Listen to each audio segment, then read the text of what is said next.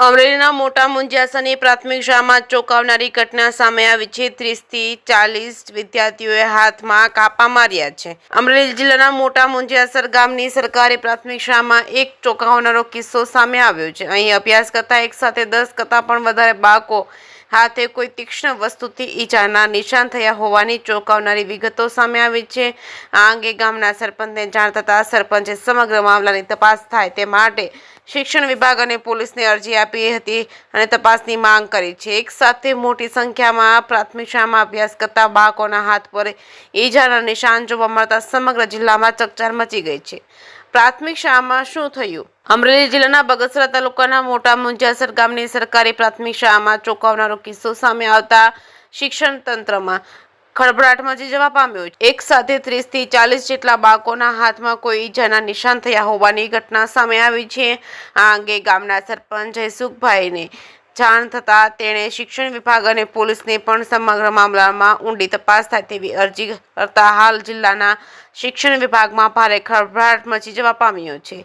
30 થી 40 વિદ્યાર્થીઓને ઈજા થઈ છે। મોટા મુંજિયાસર ગામની પ્રાથમિક શાળાના 30 થી 40 જેટલા વિદ્યાર્થીઓને હાથ પર કોઈ ધારદાર વસ્તુથી ઈજા થઈ હોવાની ઘટનાએ ચકચાર મચાવ્યો છે। સમગ્ર મામલામાં વિદ્યાર્થીઓ કોઈ ઓનલાઈન ગેમ રમતા હોય અને તેમાં આ પ્રકારની ઈજા એમણે સ્વયં કરી હોય તે પ્રકારની એક થિયરી પણ સામે આવી રહી છે। વિદ્યાર્થીઓ ઓનલાઈન ગેમ રમતા હોય અને જેમાં આ પ્રકારની ઈજા થવાથી કેટલાક રૂપિયા મળતા હોવાની વિગતે પણ ગામમાં ચર્ચાનું જોર પકડ્યું છે। વિદ્યાર્થીઓએ ઈજાના બદલામાં પૈસા મેળવવાની લાઈનમાં પણ આ પ્રકારનું કૃત્ય કર્યું હશે તેવા પણ અંદાજ લગાવવામાં આવી રહ્યા છે। શિક્ષણ વિભાગે સમગ્ર મામલામાં તપાસને આપી હતી ખાતરી।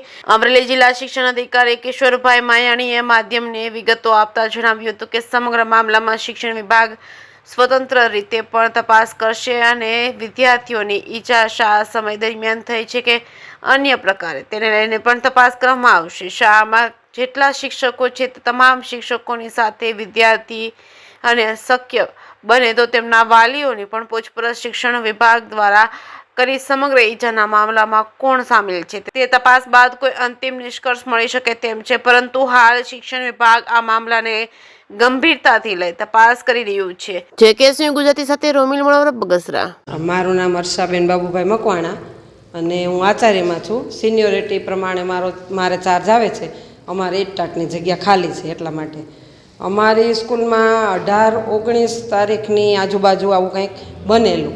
અમને જાણ થઈ 20 તારીખે છોકરા દ્વારા જ, એટલે અમે તરત જ છોકરાને બોલાવ્યા અને પૂછ્યું અને તરત તે દિવસે જ અમે ગ્રુપમાં મેસેજ નાખ્યો વાલી મિટિંગ માટેનો અને બીજે દિવસે 21 તારીખે અમે વાલી મિટિંગ બોલાવી લીધી અને એની હાજરીમાં કે ભાઈ આ કયા કારણથી આ કરે છે, કદાચ અમારી પાસે ન બોલી શકતા હોય તો વાલી હોય તો એને આ રૂબરૂમાં એ બોલી શકે એમ। તો ત્યારે તો એક જ એણે કારણ બતાવ્યું કે કોઈ આવી ગેમ એક જાતની કે ભાઈ એક કાપો કરવાથી તું તારા હાથ ઉપર એક કાપો કર તો હું તને 10 રૂપિયા આપું અને ન કર તો તારે મને 5 રૂપિયા આપવાના। આવી કોઈક ગેમમાં એ બધાય આખું ગ્રુપ છે એ હતું અને એના દ્વારા આવું બધું એણે કરેલું છે। પછી વાલીને અને એ બ્લેડ છે એ ઓલી શાર્પનરની જે હોય ને એમાંથી કાઢીને એણે કરેલું હતું અને એ પછી વાલીને અમે બીજે દિવસે મિટિંગ બોલાવીને વાલીને હાજરીમાં અમે રૂબરૂ ચર્ચા કરી। એને કીધું કે ભાઈ આનું તમને કોઈ બીજું કારણ જાણવા મળે તો વાલે બાળકોને પૂછો। લગભગ ના એવું કાંઈ નથી, એટલું બધું કોઈ ગંભીર ઓલું નહોતું। આમ 15 હતા પણ તે દિવસે મિટિંગ બોલાવી ત્યારે કેટલાક પછી બીકના માયરા નહોતા આવ્યા અને 10 જેટલા હાજર હતા। અમારા સ્કૂલમાં સંખ્યા છે 283ની। અમારે જ્યારે મિટિંગ બોલાવી ત્યારે અમારા કેની સાહેબ છે રમેશભાઈ માલવિયા કરીને એ હાજર જ હતા। એની હાજરીમાં જ અમે વાલી હારે ચર્ચા કરી હતી અને બધું છોકરાઓએ કબૂલી લીધું હતું કે ભાઈ આ ભૂલ છે એક જાતની અને હવે પછી અમે ક્યારેય આવું નહીં કરીએ એવું વાલી દ્વારા વાલી બેઠા હતા ને એણે કીધું વાલીની સમજાવટથી। હા ચાલુ જ છે। નામ રમેશભાઈ કાળુભાઈ સતાસિયા છે। હું પૂર્વ સરપંચ છું। આજે જે આ સ્કૂલમાં ઘટના બની છે એ ઘટના 8-10 દિવસ પહેલાંની છે અને 4 દિવસ પહેલાં ધોરણ 7ના વાલીઓ, કારણ કે એમાં વધારે હતા, 8થી 10 દીકરા હતા, એટલે દીકરા દીકરીઓ તો એમને બોલાવ્યા હતા અને એ વાલીઓને જાણ પણ કરેલી છે. એમાં હું પણ આવું છું, મારો પણ ભાઈનો દીકરો ભણે છે, તો હું પણ હાજર હતો અને આ બનાવને શાંતિપૂર્વક પાર પાડવામાં આવ્યું હતું. પણ અત્યારે આને એક રાજકીય સ્ટન્ટ બનાવવામાં આવ્યું છે. બાકી કાંઈ એટલું બધું કાંઈ છે નહીં. ડીવાયએસપી સાહેબની અત્યારે તપાસ કરી રહ્યા છે. થોડી જ વારમાં તપાસ બહાર આવી છે અને જે પણ કાંઈ તથ્ય હશે એ બહાર આવવાનું છે. શાળાને લગત અમને ટીપીઓસી દ્વારા પ્રાથમિક તપાસ અહેવાલ મળેલો છે. 10 વિદ્યાર્થી મિત્રોએ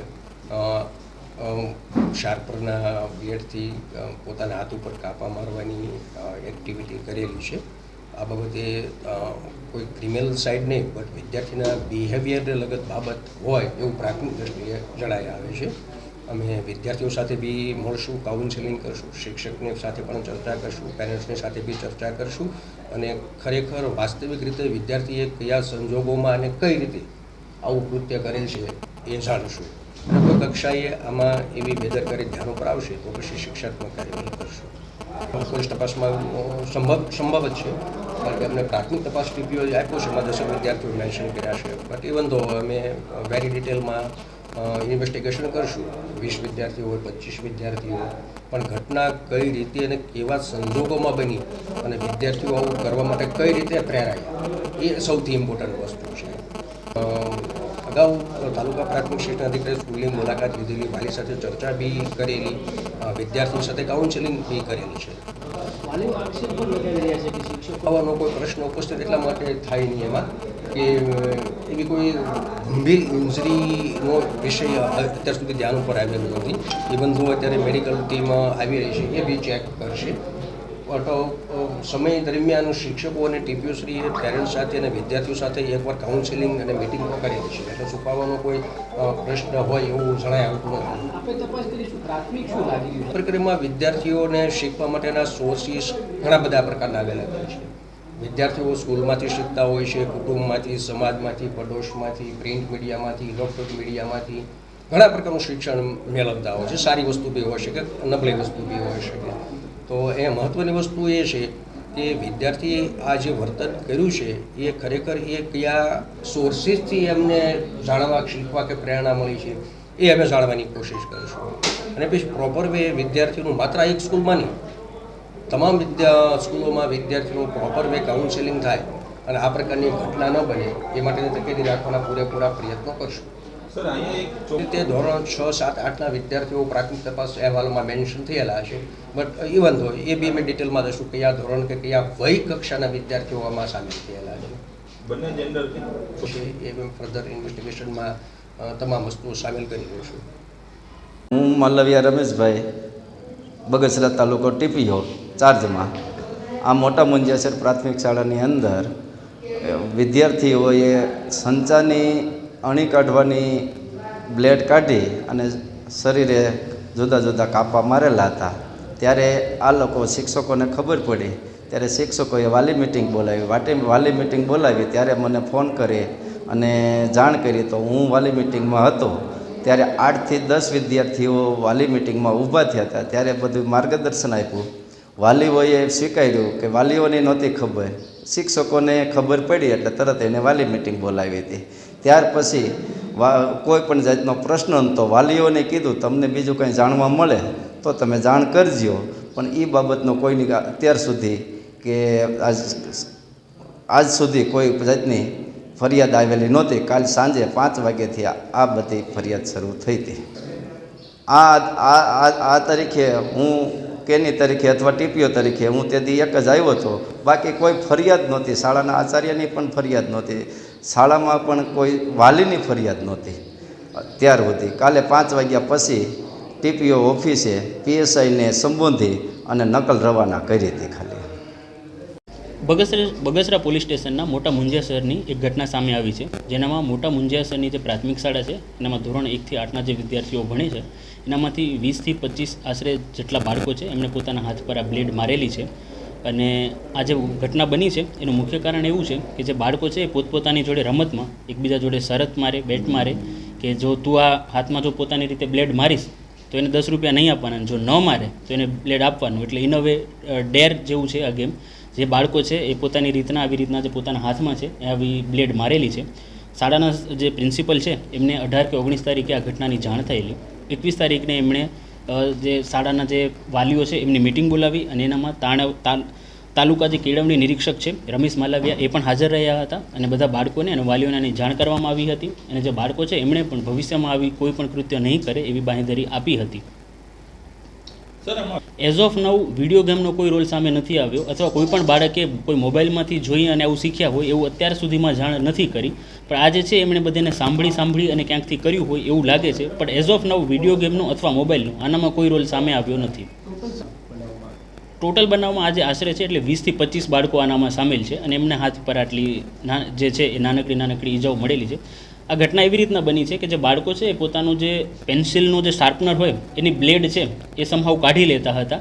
એટલે આ જે છે એ માર્કેટમાંથી પરચેસ કરેલી બ્લેડ હોય એ બ્લેડ દ્વારા નથી થયેલું, પણ શાર્પનરની જે બ્લેડ હોય એના દ્વારા એમણે કાઢી અને એના દ્વારા પોતાના હાથ પર આવી રીતના માર્યું છે. એનાથી આ ઘટના બની છે. ના, એવી કોઈ જાણવા નથી આવી, કેમ કે 18 અને 19 તારીખના જ્યારે પ્રિન્સિપલ છે એમને આ ઘટનાની જાણ થયેલી. 21 તારીખે એમણે વાલીઓની તાલુકા કેળવણી નિરીક્ષકની સાથે મિટિંગ બોલાવી હતી, બાળકોને પણ જાણ કરી હતી અને જે વાલીઓ છે એમને પણ આ બાબતની જાણ કરી હતી. એ જે મોટા વિદ્યાર્થીઓ છે એ હતા. આનામાં કોઈનું ઇન્ડિવિજ્યુઅલનું નામ લેવું એ કોઈ યોગ્ય નથી આ બાબતમાં. અહીંયા ભૂતકાળમાં આવી કોઈ ગેમ રમાયેલી હોય એવું સામે નથી આવ્યું, પણ અમે બીજી કોઈ ચેક કરી રહ્યા છીએ કે બીજી કોઈ આવી ગેમ હોય સ્કૂલમાં. હજી સુધીમાં ધ્યાનમાં નથી આવી, પણ અમે બીજી જગ્યા ઉપર ચેક કરી રહ્યા છીએ. જો આવું કંઈ પણ આવશે તો તમને જાણ કરવામાં આવશે.